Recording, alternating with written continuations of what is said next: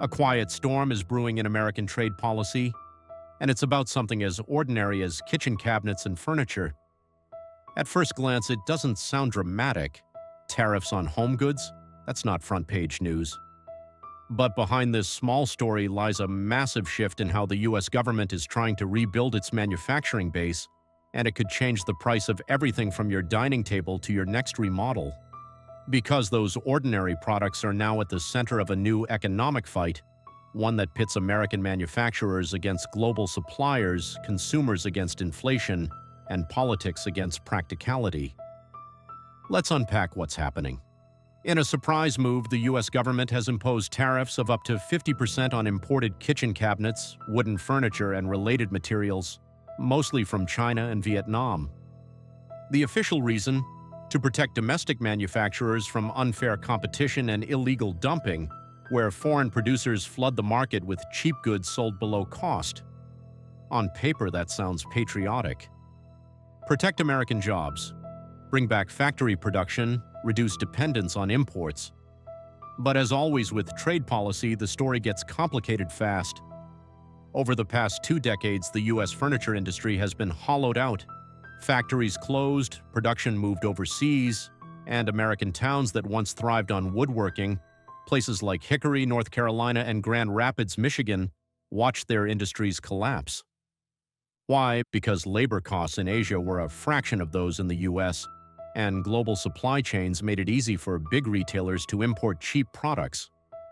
By the mid-2000s, the majority of U.S. furniture was being imported rather than made domestically. Now, Washington wants to reverse that trend. The new tariffs are designed to give U.S. manufacturers breathing room, a fighting chance to rebuild capacity, hire workers, and compete on fairer terms. But there's a catch, and it's a big one.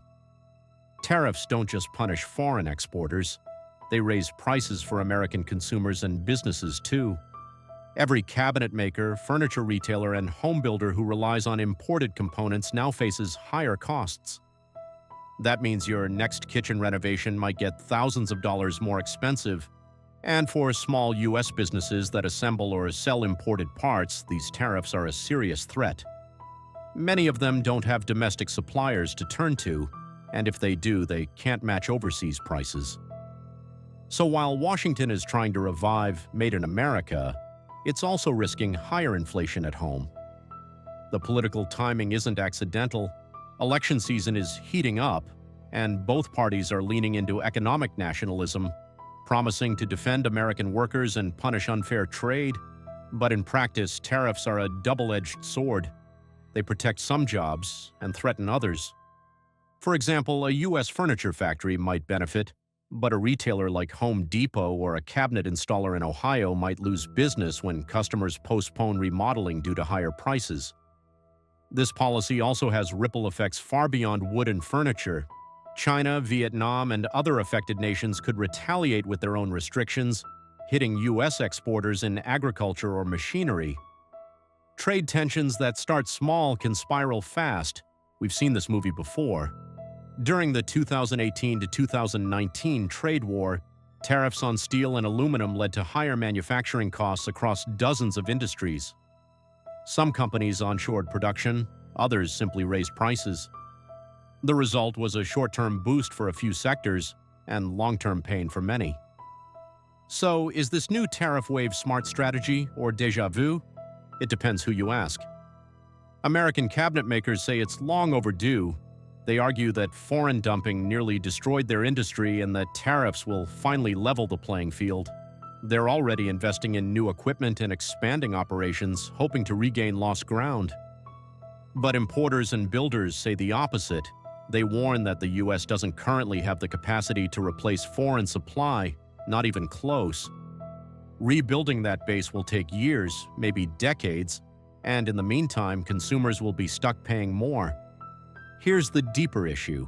This is not just about cabinets or furniture, it's about the direction of American industrial policy.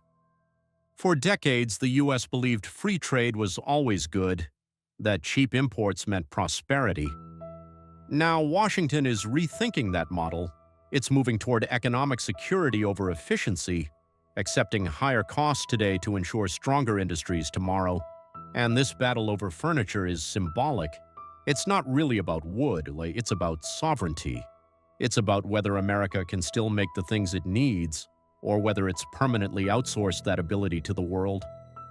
The stakes are high, because if tariffs like these work, they could expand to other sectors: appliances, construction materials, even consumer electronics. If they fail, they'll become another chapter in the long story of U.S. protectionism backfiring. But either way, we're watching a major shift in mindset. America isn't just protecting industries anymore. It's trying to rebuild them, piece by piece, product by product. That's why these tariffs matter.